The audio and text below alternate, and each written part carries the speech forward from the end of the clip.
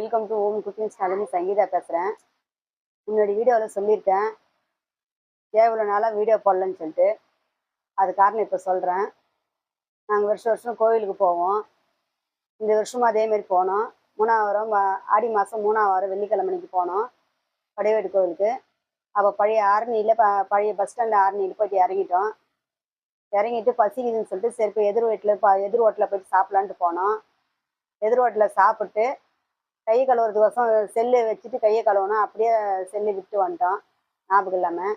சரி பஸ்ஸு பிடிச்சி திரும்பி படைவேடு கோவிலுக்கு வந்துட்டோம். படைவேடு கோவிலுக்கு வந்துட்டு பிறகு பொங்கல் வைக்கிற டைமில் எங்கள் பாப்பா வீடியோ எடுக்கிறதுக்கு செல்லு கேட்டாங்க. செல்லு கேட்டு பார்த்தா செல்லு இல்லை. பையலும் தேடி பார்த்தோம், பையலும் இல்லை. சரி வந்துட்டோம், வந்துட்டு பிறகு திருப்பி போக முடியாதுன்னு சொல்லிட்டு ஒரே அந்த சாமி கும்பிட்டு போகலான்னு சொல்லிட்டு நாங்கள் விட்டோம். சாமியெல்லாம் கும்பிட்டு அதுக்கப்புறம் போனோம். போயிட்டு பஸ்ஸு போயிட்டு இறங்கிட்டு பஸ் ஸ்டாண்ட் போயிட்டு இறங்கிட்டு ஹோட்டல் கடையில் போயிட்டு கேட்டோம். அந்த ஹோட்டல் கடை இல்லைன்னு சொல்லிட்டாரு. நாங்கள் எடுக்கலம்மா, யாருன்னா சாப்பிட்ற வரவங்க யாருனாதாம்மா எடுத்துப்பாங்க, இல்லைம்மான்னு சொல்லிட்டாங்க. என்ன பண்ணுறதுன்னு எங்களுக்கே தெரியல. சரி அந்த ஹோட்டலில் இப்போ கேமராங்க எதனா இருக்குன்னு சொல்லிட்டு பார்த்தா கேமராவும் இல்லை. என்ன பண்ண தெரியாமல் நாங்கள் உட்காந்து அழுதுன்னு வந்தாச்சு. சரி அங்கே இருக்கிறவங்களாம் இப்போ போலீஸ் ஸ்டேஷன் கம்ப்ளைண்ட் கொடுமான்னு சொன்னாங்க. போயிட்டு போலீஸ் ஸ்டேஷன் கம்ப்ளைண்ட் கொடுத்தோம். அவங்க எல்லா ப்ரூஃபும் கேட்டாங்க. இந்த ஆதார் கார்டு ப்ரூஃப் கேட்டாங்க, மெயில் ஐடி கேட்டாங்க, ஐஎம் நம்பர் கேட்டாங்க. இதெல்லாம் கொடுத்தோம். எல்லா ப்ரூஃபும் கொடுத்துட்டோம். எஃப்ஐஆர் காப்பியில் சைன் போட சொன்னாங்க. சைன் போட்டோம். சைன் போட்ட பிறகு அவங்க ஒரு எஃப்ஐஆர் காப்பி வச்சுன்னு எங்ககிட்டே ஒரு எஃப்ஐஆர் காப்பி கொடுத்து அனுப்புனாங்க. சரி அதான் நாங்கள் எடுத்துன்னு வந்துட்டோம். எடுத்துன்னு வந்துட்டு ஒரு 10 நாள் கழித்து அவங்க ஃபோன் போடான்னு பார்த்தா ஃபோனே பண்ணல. என் பையன் நம்பர் தான் கொடுத்துட்டு வந்தான். ஃபோனு போடான்னு பார்த்தா ஃபோன் பண்ணல. சரி 10 நாள் கழித்து அதுக்கப்புறம் நாங்கள் ஆர்னிக்கு போகலான்னு சொல்லிட்டு பார்த்தோம். ஃபோன் நம்பரை நாங்கள் வாங்கிட்டு வரல போலீஸ் கைட்லேருந்து. சரி நான் ஆர்னிக்கு போனோம் 10 நாள் கழித்து. ஆர்னிக்கு போயிட்டு நானும் என் பையனை 2 பேரும் போயிட்டு கேட்டோம். கேட்டதுக்கு இன்னும் ஆன் பண்ணலாமா, நாங்கள் என்ன பண்ணுறது, இன்னும் ஆன் பண்ணலாம், ஆன் பண்ணியிருந்தா நாங்கள் கண்டுபிடிச்சிருப்போம், ஆன் பண்ணலாமான்னு சொல்லிட்டாங்க. சரி என்ன பண்ணு தெரியாது உக்காணுமா. அதனால் ஃபோன் நம்பர்னா கொடுங்க சார்ன்னு சொல்லி கேட்டு வாங்கிட்டு வந்துட்டு நாங்கள் வீட்டுக்கு வந்துட்டு பிறகு சரி இன்னொரு 10 நாள் கழித்து ஃபோன் போடணும்னு பார்த்தா ஃபோனே பண்ணவங்க. அதுக்கப்புறம் இன்னொரு 10 நாள் கழித்து நாங்கள் பண்ணேன்னு சொல்லிட்டு நாங்களே ஃபோன் போட்டோம்.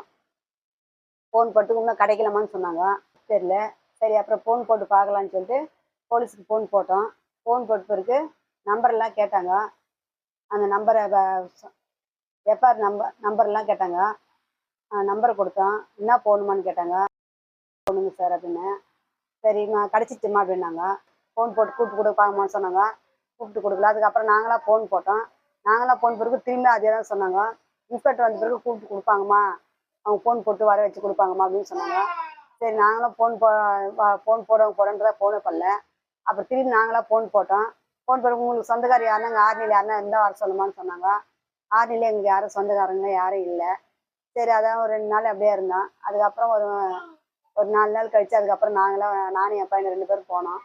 போய் கேட்டோம். கேட்டதுக்கு என்னம்மான்னு சொல்லி கேட்டாங்க. இதுமாரி ஃபோனுங்க கம்பெனி கொடுத்துட்டு போனுங்க, வர சொன்னாங்க, இதுமாரி கிடச்சின்னு சொல்லிட்டு வர சொன்னாங்க. சரி உட்காரமான்னு சொல்லி உட்கார வச்சுட்டு அதுக்கு ஒரு நமக்கு அப்படி எடுத்து கொடுத்தாங்க. செல்லு வாங்கிக்கின்னு வீட்டுக்கு வந்துட்டோம். வீட்டுக்கு வந்துட்டு பார்த்தா சுவிட்ச் ஆஃப் ஆகிட்டுருந்துச்சி. சரி சார்ஜர் போட்டு ஆன் பண்ணி பார்த்தோம்.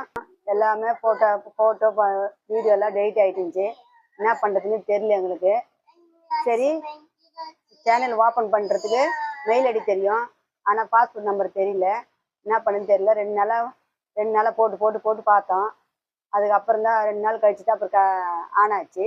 அதுக்கப்புறம் தான் வீடியோ போட்டோம். இதனால தான் 2 மாதம் வீடியோ போடாமல் இருந்தோம். இப்போ கிடச்ச பிறகு வீடியோ போடுறோம். நாங்கள் வீடியோ பிடிச்சிருந்தா லைக் பண்ணுங்கள், கமெண்ட் பண்ணுங்கள், ஷேர் பண்ணுங்கள், மறக்காமல் சப்ஸ்கிரைப் பண்ணுங்கள். இனிமேல் வீடியோ போடுறோம் பாருங்கள். பாய்.